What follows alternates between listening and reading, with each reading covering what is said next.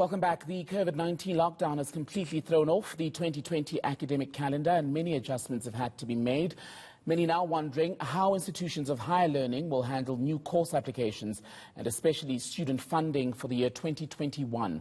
During last week's budget vote, the Minister of Higher Education, Randall Carolissen, announced that the National Student Financial Aid Scheme would require further funding due to the extended 2020 academic year. Let's talk more about this and other issues. Bring in the NSFAS Administrator, Randall Carolissen, who's joining us from Pretoria by Skype. Mr. Carolissen, good to see you. So first things first, give us an idea of just how much this lockdown and the change in the academic programs across the country has affected you as a financial aid provider. Well, we are quite pleased to say that our virtual operating model worked actually quite well.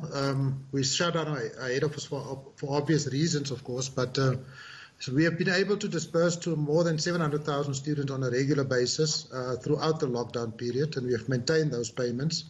I should also say that as we paid through universities and some TVET colleges, there were some delays in getting the money on to students. But by and large, received every month. So we are quite pleased that we were able to pull that one off because we understand the hardship that students suffer and the difficulty they have if they don't get their allowances. And so, yes, we are preparing for 2021 and we are preparing also for the extension of this academic year, which is inevitable. And just on what Minister Nzimande was speaking about, that need for further funding, is there a figure that you're working on and how flexible is that number given that nothing is set in stone during this lockdown period? Well, we have declared that we probably need about 4 billion around extra, and that's based on the assumption that there won't be any increases in tuition from institutions and that we will be able to negotiate accommodation to be stretched for 2 months or 3 months longer. So it's in that particular region. There are, of course, further optimization that we need to do, finer tuning to the modeling, but that's about the figure in the region of about 4 billion. And in terms of need, what trends have you noticed from March to where we are now? Because South Africa's universities, as we know, whether you're a NSFAS beneficiary or just a regular student whose parents are funding you or another donor is paying for your tertiary, the needs are very different campus to campus. Absolutely. So we see, in fact, we see our inequalities entrenched also in our education system. So some universities were able to augment their teaching with devices, and they used some NSFAS funding for this year to acquire those devices.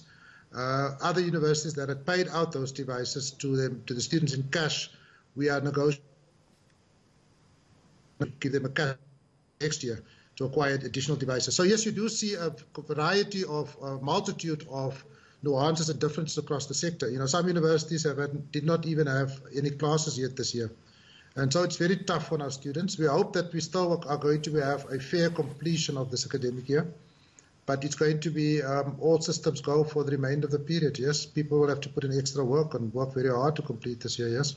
And this COVID-19 period has also brought back the conversation about the misuse of government funds and monies given to institutions such as the National Student Financial Aid Scheme. How closely are you at NSFAS watching the purse, especially when so much emergency funding is needed across the board?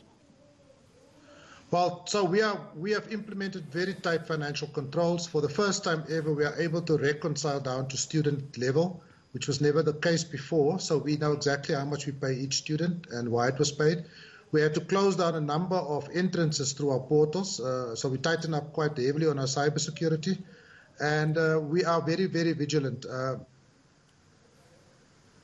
Back to Parliament and we'll be submitting our annual report to the AG to make absolutely sure that there's no money wastage. Now, of course, we are uncovering criminal activity, and we've handed that over to the authorities, yes, and we hope that those people will be dealt with appropriately. But we have, in fact, to give an idea about how much we've improved, at the start of administration, we had 7.5 billion rand in the regular expenditure, which accounted for 440,000 records just in 2017 and 2018.